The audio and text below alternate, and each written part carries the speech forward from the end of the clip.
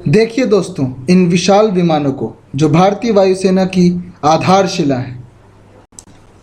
नमस्कार, एनसाइक्लो इंडिया में आपका स्वागत है। मैं आज चर्चा करूंगा भारतीय वायुसेना के भीमकाय विमानों की, जिनके बिना भारतीय वायुसेना की कल्पना भी असंभव है। इस सूची का सबसे पहला विमान है IL-76। IL-76 को गजराज भी कहा जाता है।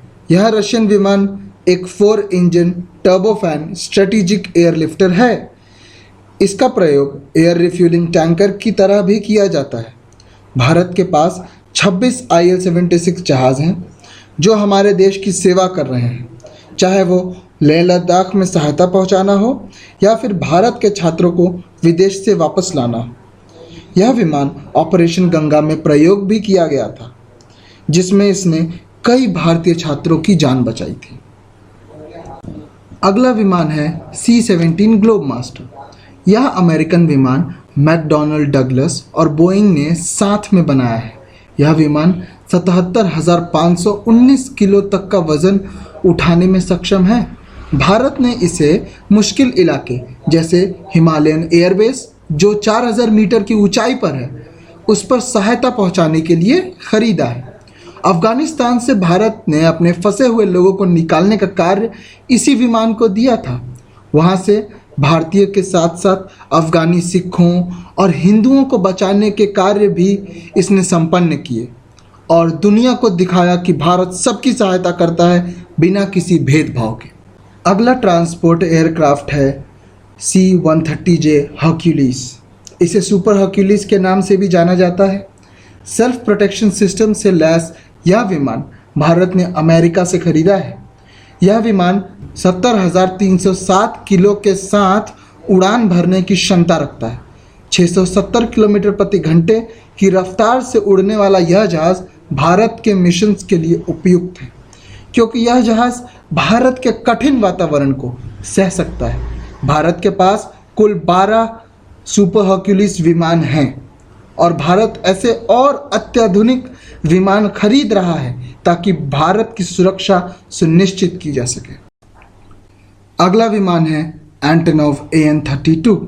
इसे भारतीय वायुसेना में सतलज के नाम से जाना जाता है। यह एक मीडियम ट्रांसपोर्ट एयरक्राफ्ट है जिसका प्रयोग बम गिराने और पैराड्रॉपिंग ऑपरेशंस में भी किया जाता है। भारत के पास कुल 105 सतलज विमान हैं जिन्हें अभी और अपग्रेड किया जा रहा है। अभी यह विमान 27,000 किलो के वजन के साथ उड़ान भर सकते हैं।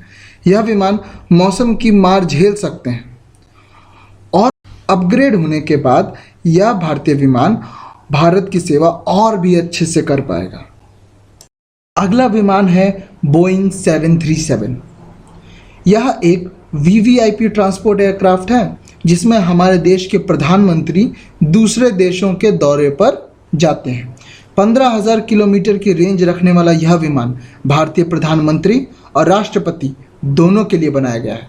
यह जहाज़ हमला होने पर जवाबी हमला करने की क्षमता रखता है। इसके अंदर 5 स्टार होटल जैसी सुविधाएं हैं। ऐसे विमान भारत के प्रधानमंत्री के लिए उपयुक्त हैं, जिससे देश का गौरव और भी बढ़ जाता है।